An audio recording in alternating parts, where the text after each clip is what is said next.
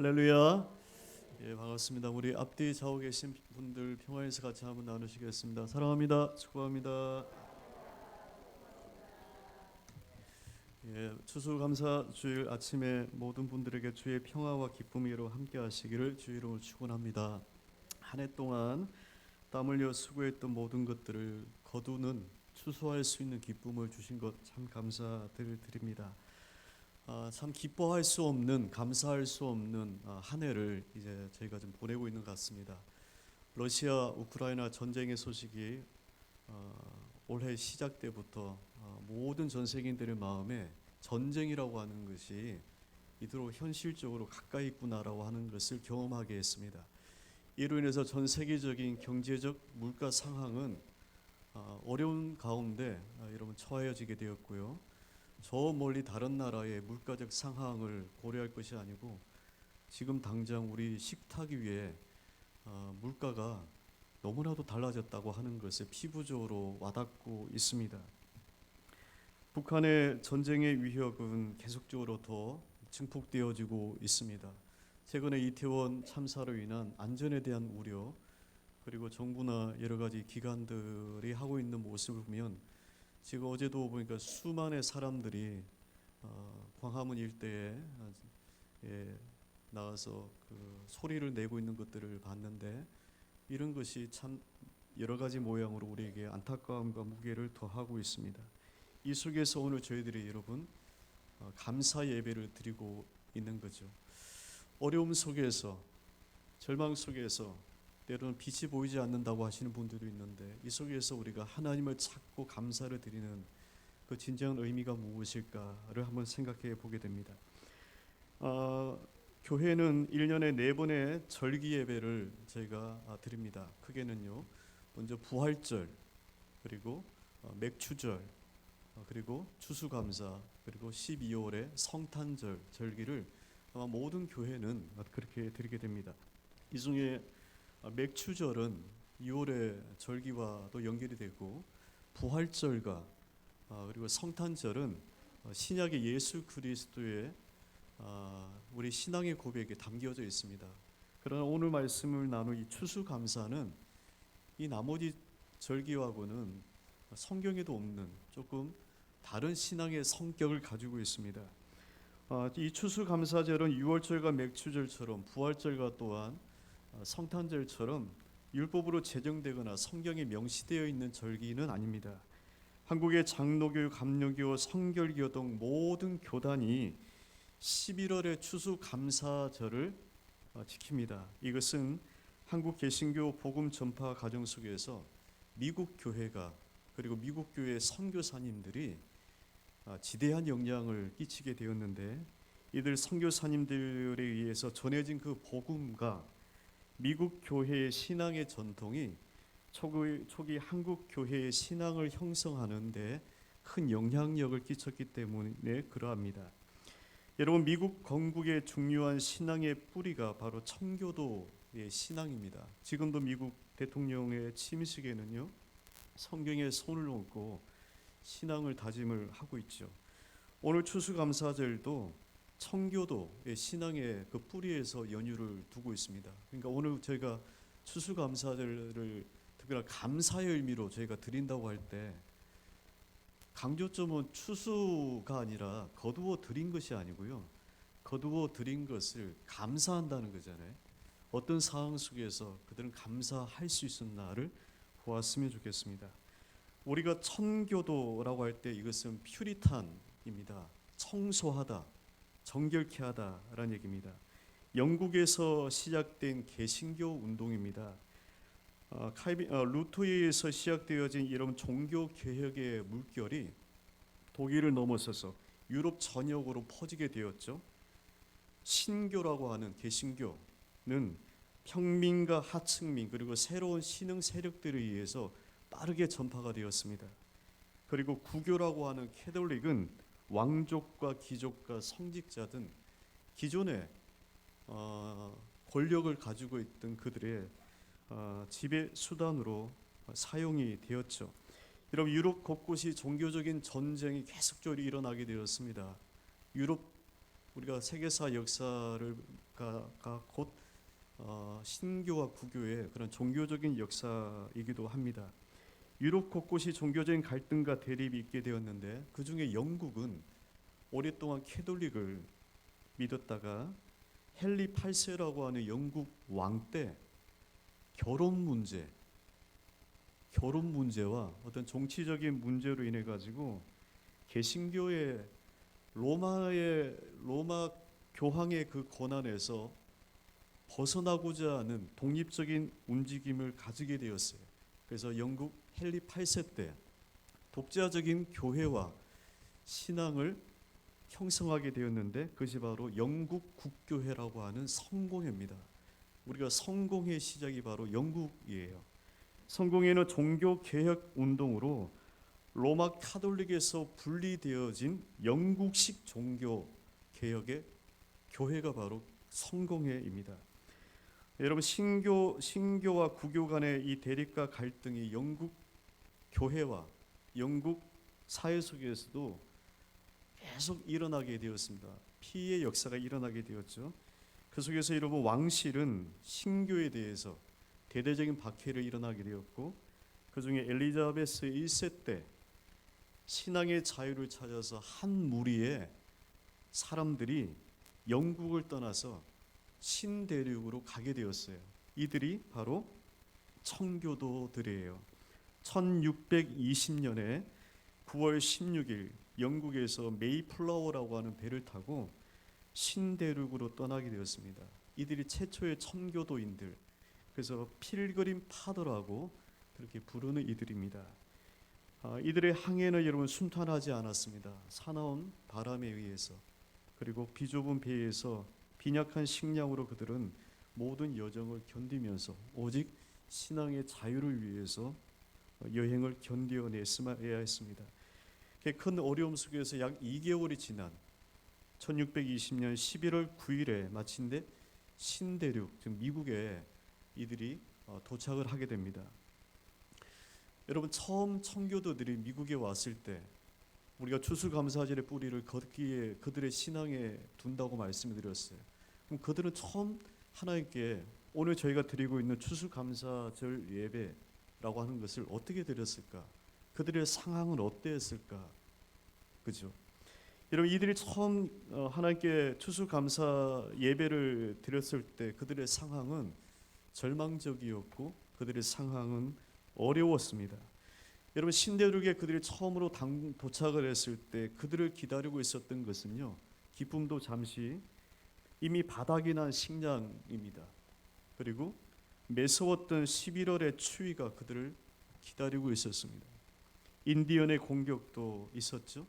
추위, 전염병, 그리고 식량으로 배고픔으로 인해서 그 이듬해 가을까지 약 46명의 청교도인들이 함께 그곳에 도착을 하고도 세상을 떠나게 되었습니다.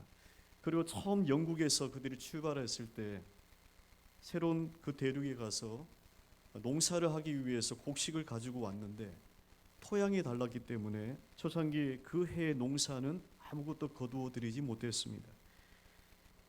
그들의 삶은 너무나도 괴롭고 무거웠어요.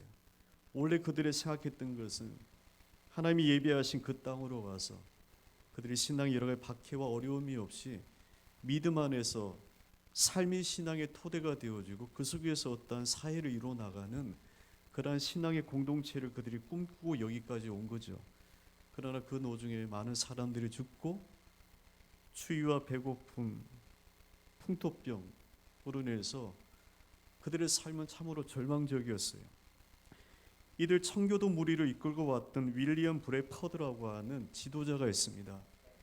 어려움 속에서 이 지도자가 플리머스 플레이데이션에 관하여라는 책에 그 초창기 그들이 그곳에 정착을 해서 어떻게 생활을 했는지를 기록한 책이 있는데 그 책의 한 부분에 보게 되어지면 그들의 상황이 좋아지지 않았습니다. 하나님께서 그 땅에 가기만 하면 모든 것이 좋아질 것이라고 아마 믿었겠죠. 그러나 그들을 기다리고 있었던 것은 추위와 배고픔과 아무것도 거두어 들이지 아니한 또 인디언들의 공격으로 인하여 날마다 죽음의 위기를 경험을 하게 된 거죠. 마치 아브라함이 본토 친척집을 떠나 하나님께서 명하셨던 그 땅으로 갈 때는 기대에 대한 소망으로 예배를 드렸지만 막상 와보니 극심한 가뭄으로 아무것도 먹을 것이 없어서 애굽으로 내려갈 지경에 이르게 되었던 것처럼 지금 이들의 상황이 그랬다는 겁니다. 어느 날 이 윌리엄 브래퍼드라고 한 청교도 지도자가 사람들을 불러놓고 이야기를 합니다. 여러분, 지금 우리가 너무나도 힘든 상황에 처해 있습니다. 질병이 우리를 넘어지게 하고 삶의 고통이 너무나도 큽니다. 그러니 우리가 한 주간 금식을 하고 이것을 하나님의 도우심을 구하며 기도합시다라고 얘기했어요. 그때 모든 사람들이 그렇게 하자고 동참했어요. 그래서 그들은 지금의 참담함과 이 답답한 삶의 괴로움을 하나님이 도우시도록 그들이 한 주간의 금식을 선포하고 함께 기도를 했습니다. 그러나 일주일이 지나도 그들은 여전히 마음에 평안함이 없었어요. 그리고 상황이 좋아지질 않았어요. 여전히 괴로운 일은 더 괴로워졌고 상황은 호전되어지질 않았어요.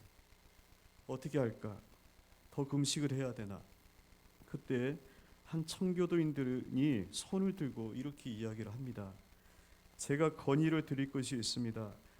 우리는 대서양을 건너와서 여기까지 오면서 사랑하는 많은 사람을 잃었지만 하나님께서 우리에게 넉넉한 은혜를 주셨습니다. 아무것도 가진 것이 없었고 아무것도 할 수 있는 것이 없었던 우리가 농사를 지어 추수하게 되었는데 이제는 금식 기도를 그만하고 하나님께 마음껏 찬양하고 감사하는 예배를 드립시다 라고 이야기했어요. 이에 모든 사람들이 그것이 하나님의 뜻이겠다라고 생각을 했어요.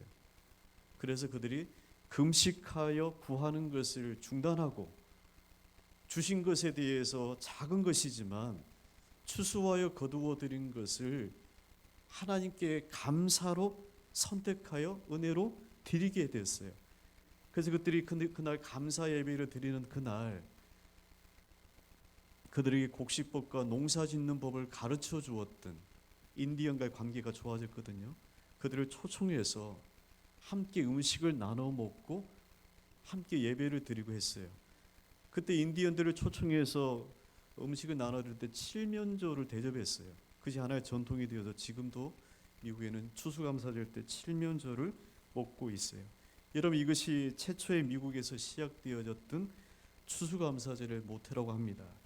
이후에 조지 워싱턴, 아브라함 링컨, 루즈벨트 대통령에 의해서 그들이 드렸던 그 신앙의 그 추수가 감사가 그 이후에는 국가적으로 법으로 제정이 되어서 오늘까지 이루게 되었고 매년 셋째 주 목요일을 추수감사절로 지킵니다. 올해는 22년 11월 24일입니다. 목요일 날 추수감사절로 그들은 지금도 드리고 있어요. 한국 교회는요, 1904년에 장로회 공의에서 한국 교회도 추수감사절을 지키자고 결의를 해서 처음에는 11월 셋째 주 수요일 날을 추수감사절로 드리다가 이후에 주일날로 저희가 바뀌어서 11월 셋째 주 주일날을 추수감사절로 드리고 있습니다.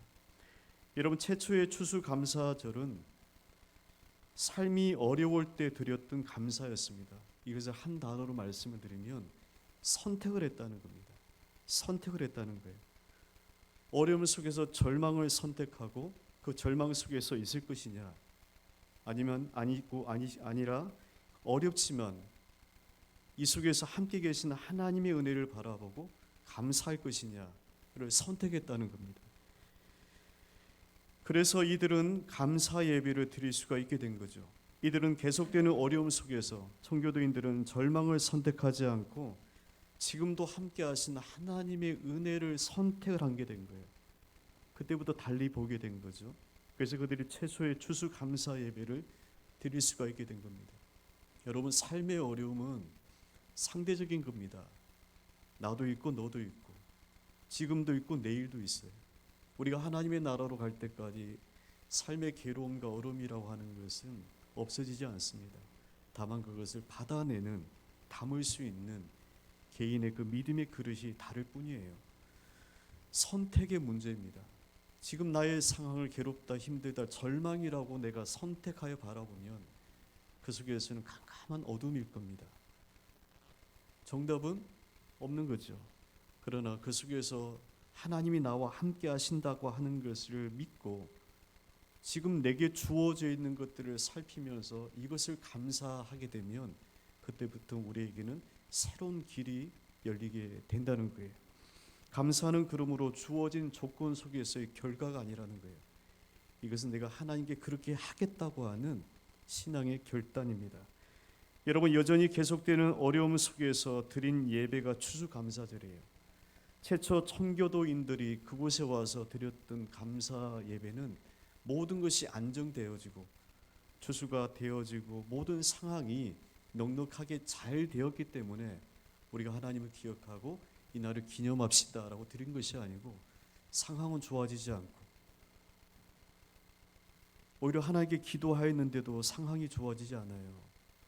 그래서 더 금식을 해야 되나 선택하는 그 상황 속에서 지금 주어져 있는 이것을 우리가 하나님의 은혜로 알고 감사합시다.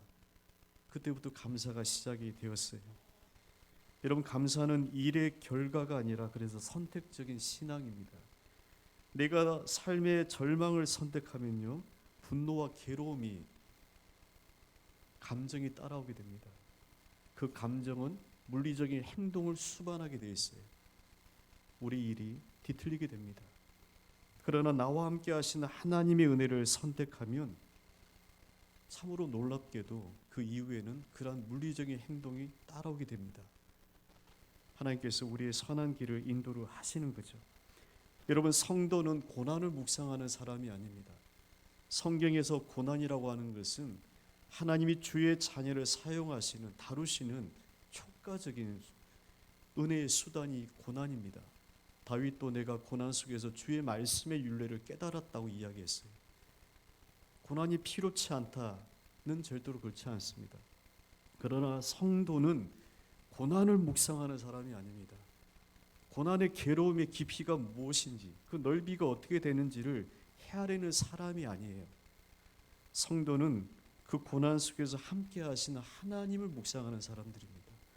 우리가 이것을 놓치게 되어지면 삶의 여러 가지 늪에 자꾸만 빠지게 되어져요. 어려움을 자꾸 묵상하게 되어지면 모든 것이 다 어려워져요. 그러나 그 속에서 나와 함께 계시는 하나님을 믿고 그분을 바라보면 우리는 그 속에서 건짐을 받을 수가 있습니다. 삶이 어렵기 때문에 예배하고 기도합니다. 이것이 정답이어야만 됩니다. 삶이 어렵기 때문에 내가 예배가 안 된다, 삶이 괴롭기 때문에 기도가 안 된다, 이것이 아니라는 거예요. 삶이 어렵고 힘들기 때문에 내가 하나님께 예배를 드리고 더 기도한다는 것이 되어야 된다는 거예요. 여러분, 오늘 말씀으로 한번 돌아왔으면 좋겠습니다. 오늘 고린도후서 8장 1절에서 2절 말씀입니다. 같이 한번 읽겠습니다. 형제들아, 하나님께서 마케도니아 교회들에게 주신 은혜를 우리가 너희에게 알리노니 환난의 많은 시련 가운데서 그들이 넘치는 기쁨과 극심한 가난이 그들의 풍성한 연보를 넘치도록 하게 하였느니라.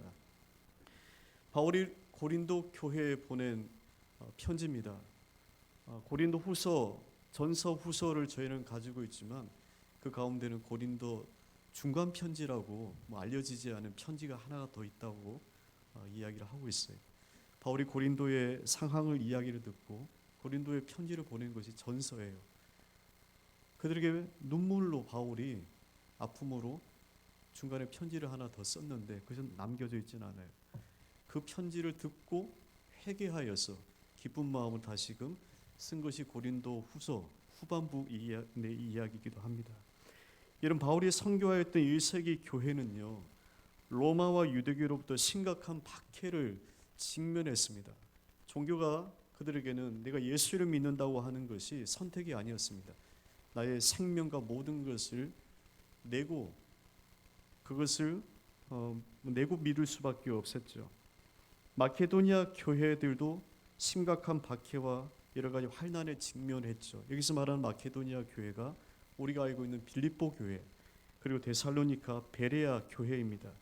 예수를 믿는다고 하는 이유로 그들은 가족들로부터 그리고 사회 공동체로부터 추방을 당하거나 박해를 받았습니다. 그리고 원래 이 마케도니아 지역이요, 해상 무역이 활발하게 발달한 지역입니다. 그러니까 돈이 많은 지역인 거죠. 그런데 말씀에 보니까 이들이 극심한 가난에 있었다라고 되어 있습니다. 경제적으로 부유한 도시인데도 이들 성도들이 극심한 가난에 직면하게 되었던 것도 바로 종교적인 박해와 함께 경제적인 차별이 성도들이 당하였기 때문에 의도된 박해였다는 거죠. 그러나 마케도니아 교회 성도들은 하나님의 은혜를 택하게 된 거예요. 박해를 받고 있고 경제적으로도 그들이 심각한 상황에 놓여져 있습니다. 그들이 처하여져 있는 상황은 바울이 지금 편지하는 것처럼 많은 환난을 받고 있어요.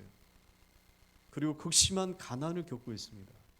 이것이 마케도니아 교회, 빌립보, 데살로니가, 베레아 지역에 있는 교회의 지금 상황이에요. 어렵다는 겁니다. 괴롭다는 거예요. 그런데 말씀해 보니까 그들이 많은 환난 중에서도 넘치는 기쁨이 있다는 거예요. 그리고 극심한 가난 속에서도 그들이 풍성한 연보를, 헌금을 하였다는 겁니다. 이 헌보는 바울에게 쓰고자 하는 것이 아니고 예루살렘 교회의 구제를 위해서 바울이 이방 교회에 그렇게 하도록 권면한 것인데, 마케도니아 교회가 이방 교회, 그들에게서는 이방 교회가 예루살렘이 있고 모교회죠. 그 교회를 섬기기 위해서 지금 연보를 하게 되었는데, 극심한 가난 속에서도 그들이 풍성한 연보를 하게 되었다는 거예요. 3절 말씀에 보니까 바울이 이들이 드린 헌금을 보니까 힘에 지나도록 드렸다는 거예요. 바울이 보기에도 지금 마케도니아 교회 성도들이 자신들의 살고 있는 경제 형편도 안 좋은데 다들, 근데 바울이 보기에도 너무 힘에 지나치도록 그렇게 헌금을 드릴 정도였다라고 이야기하고 있어요. 이것은 누구의 명령으로 된 것이 아니고 자원하여 그렇게 하였다라고 하고 있는 거죠. 여러분, 극심한 환난 속에서 우리에게 무슨 예수 믿는 기쁨이 있을까요? 또한 극심한 가난 속에서 우리가 남을 어려움을 살필 마음이 있고 주를 섬기고자 하는 헌신의 믿음이 생길 수가 있을까요? 누가 그러대요? 교회 생활 하려면 그래도 돈이 있어야 된다고, 교회 헌금해야 되니까, 또 교회 생활을 하며 직분 맡아서 사역하려면 직장이 안정적이어야 된다고, 직장이 불안정한데 어떻게 교회 와서 여러 가지 사역을 하고 헌금할 수 있겠냐고. 이야기를 듣고 보면 참 마음이 무거워지기도 해요. 극심한 환난 속에서 우리에게 예수 믿는 기쁨이 있을까요? 내 삶이 어렵고 괴로운데 어떻게 우리가 감사할 수 있겠냐는 거예요. 내 경제적인 형편이 괴롭고 힘든데 어떻게 주님께 헌금을 할 수가 있겠냐는 거예요.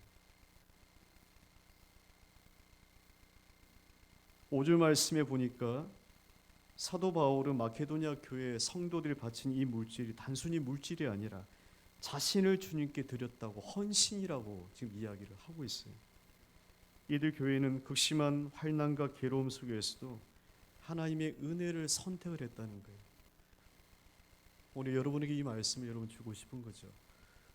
어렵지 않은 사람은 없습니다. 목회자인 저도 마음을 헤아리고 보면 이러저러한 것들이 있고요. 여러분도 다 마찬가지입니다. 오죽하면 유치원에 다니는 아이들도 살기 힘들다고 얘기할 정도니 어렵지 않은 사람들은 다 없습니다. 상대적인 무게죠. 그래서 주의 말씀을 읽을 때 수고하고 무거운 짐진 자들아 다 내게 오라 내가 너희를 쉬게 하리라고 하는 이 말씀이 예수를 믿지 않는 불신자들도 이 말씀을 좋아한다는 거잖아요. 너무 삶의 무게를 짓눌러 살아가고 있는 이 시대 속에서 무겁고 짐진 자들은 다 내게로 오라 내가 너를 쉬게 한다고 하니 교회는 싫어해도 이 말씀을 좋아한다는 거 아니겠어요? 누구나 다 삶의 괴로움과 어려움 가운데 여러분 살아가고 있습니다. 그래서 여러분 우리가 정신을 차려야 됩니다. 정신을 차려야만 됩니다. 예수님께서 산상수훈을 설교 말씀을 하실 때 그 말씀을 듣는 수많은 무리들은요, 대부분 가난한 사람들입니다. 갈릴리 사람들이에요. 물론 그 중에는 서기관과 바리새인들과 부유한 사람들도 있었겠지만 대부분의 무리들을, 청중들은 하루 벌어 하루 먹고 살기가 힘든 갈릴리 사람들, 무리들입니다. 그들에게 예수님께서 무엇을 먹을까 마실까 입을까 염려하지 말라고 하셨어요. 어찌 보면 예수님의 이 말씀은 오늘 나의 처해 있는 상황과 형편을 무시하는 가진 자의 여유롭밖에 보이지 않는 말씀이기도 해요. 돈이 있으니까 염려하지 말라고 하고 뭔가가 있으니까 근심하지 말라고 하는, 그러나 여러분 예수님의 그 말씀은 그렇지 않잖아요. 그래서 예수님께서는 무리들에게 하신 말씀이 하늘에 나는 새를 보라는 거 아니겠어요? 들에 핀 백합화를 보라고, 잘 생각해 보라라고 성경에 기록되어 있어요. 너희들이 그것을 보되 잘 생각해 보라는 거예요. 생각을 잘 해라는 거예요. 하늘에 나는 새가 어떻게 먹고 사냐는 거예요. 곡식을 모아놔다가 저축해서 먹고 사냐, 들에 핀 백합화가 어떻게 피어나냐는 거예요. 솔로몬의 모든 영광도 이 꽃 하나만 미치지 못한다는 거 아니겠어요? 잘 생각해 보라는 거예요. 하물며 너희일까 보랴. 하물며 너희일까 보랴. 그러므로 무엇을 먹을까 마실까 입을까 염려하지 말고 먼저 그의 나라와 그의 의를 구하라 하신 거잖아요. 하나님은 우리가 구하기 전에 우리에게 무엇이 있어야 될 것인지를 분명히 아신다라고 말씀을 하셨어요. 그러니 어려운 상황이 처해지고 내 삶이 괴롭다 힘들다라고 느껴질 때는요, 여러분 하늘을 보세요. 날아가는 새를 보시고 땅에 피어있는 꽃을 보세요. 잘 생각해 보세요. 그 속에서 하나님이 먹여 살리시는 주님의 은혜를 알게 된다는 겁니다. 현실을, 하나님의 은혜는 여러분 현실의 괴로움을 잊게 하거나 도피하게 만드는 수단이 아닙니다. 현실을 잊어버리게 하는 게 아니라는 거예요. 오히려 더욱더 현실의 문제를 직시하게 합니다. 무엇이 문제고 무엇이 두려운 것인지를 도망가지 아니하고 직면하게 만들어줘요. 그래서 나의 힘으로는 안 된다고 하는 것을 고백하게 하고 하나님께 팔 벌려 주의 도우심을 구하게 해요. 막연한 불안감이 있어요. 근거 없는 두려움이 있습니다. 여러분 이것을 경계해야만 돼요. 이것이 우리에게 임하게 되어지면 도망을 가려고 해요. 그러나 하나님의 은혜는 거기에 있으라는 거 아니겠어요? 아브라함이 명하셨던 그 땅은 애굽이 아니고 가나안 땅입니다. 그 땅은 가뭄으로 먹고 살 것이 없는 땅이었어요. 이삭이 도망가려고 했던 그 땅도 가뭄이 들어서 가려고 했는데 그 땅에 하나님께서는 그대로 머물러 있으라고 하는 거 아니겠어요? 현실적으로는 가뭄이 들어서 아무것도 먹고 살 수 없는 그 땅에 너가 떠나지 말고 있으라는 거잖아요. 내가 너를 축복하겠다는 거죠. 여러분 은혜는 지금 내 삶 위에 부어주시는 하나님의 능력입니다. 성도는요 하나님의 능력을 믿고 구해야만 돼요. 그것이 은혜로 살아가는 사람들의 삶의 모습입니다. 한번 삶에서 도망자가 되면 끊임없이 계속 도피하게만 됩니다. 문제가 무엇인지를 모르고 문제라고 여겨지는 것이 있으면 불안함에 도망을 가려고 해요. 은혜는 직면을 하게 한다는 거예요. 똑똑히 바라보게 한다는 거예요. 그래서 그것을 이기게 합니다. 바울이 마케도니아 교회 이야기를 지금 고린도 교회에 보낸 편지잖아요. 고린도 교회, 마케도니아 교회 사람들의 이야기를 하는 이유가 있어요. 왜냐하면 고린도 교회는 지금 마케도니아 교회와 같은 상황이 아니기 때문에 그래요. 고린도 교회는 디도의 권유로 이미 1년 전부터 선교 헌금을 하고 있었어요. 여러분 10절 말씀에 보시면 하반절에 보면 너희가 1년 전에 행하기를 먼저 시작하였을 뿐 아니라 원하기도 하였다라고 하고 있어요. 고린도 교회는 예루살렘 교회에 선교를 하고자 하는, 구제 헌금을 하고자 하는 이 마음을 1년 전부터 그들이 가지고 있었어요. 그러나 그것이 계속 시행되지 못했어요. 진행되지 못했어요. 미진한 상황이 있었어요. 왜 그럴까요? 고린도 교회가 환난과 박해가 있었나요? 고린도 교회는 외부적인 박해가 다른 지역보다 덜했어요. 오히려 교회 안에 문제가 많았죠. 경제적인 어려움이 있었나요? 고린도 교회도 항구 지역이라 돈이 넘쳤어요. 어렵다고 하면 어려울 수 있지만 마케도니아나 타 지역에 비해서 고린도 교회는 경제적인 상황과 여력이 되었어요. 그런데 하지 못했어요. 바울이 이 사실을 지금 상기시켜주고 있는 겁니다. 왜 그러겠어요? 하나님의 은혜를 그들이 망각하여 버렸기 때문에 그렇다는 거예요. 이에 바울이 여러분 6절 말씀에 보면 다시 디도를 권하여 너희에게 보낸다는 겁니다. 그러면서 6절에 너희가 이 은혜를 그대로 성취하게 하라라고 되어 있어요. 이 은혜를 성취하게 하라.